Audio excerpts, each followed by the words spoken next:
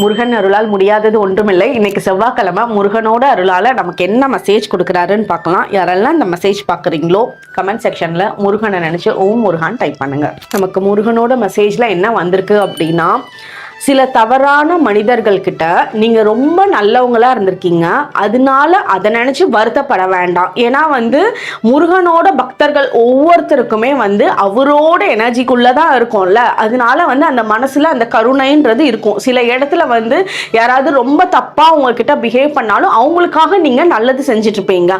அதனால என்ன இவ்வளோ தப்பா இருக்காங்க, நம்ம இவங்களுக்கெல்லாம் போய் இவ்வளோ செஞ்சுட்டோமே அப்படின்னு வருத்தப்படுறத விட்டுருங்க. அவங்களுக்கு உண்டான என்ன தவறுகள் செஞ்சாங்களோ அதை அவங்க அனுபவிப்பாங்க. நீங்க எவ்வளவு நல்லது செஞ்சீங்களோ அதை விட பல மடங்கு நல்ல விஷயம் உங்களுக்கு வரப்போகுது. ஸோ இதெல்லாமே முருகனோட ஒரு கைடன்ஸ்ல தான் நீங்க எல்லாமே பண்ணிட்டு இருக்கீங்க. அதே மாதிரி இந்த டைம்ல தைரியமா இருக்கும்.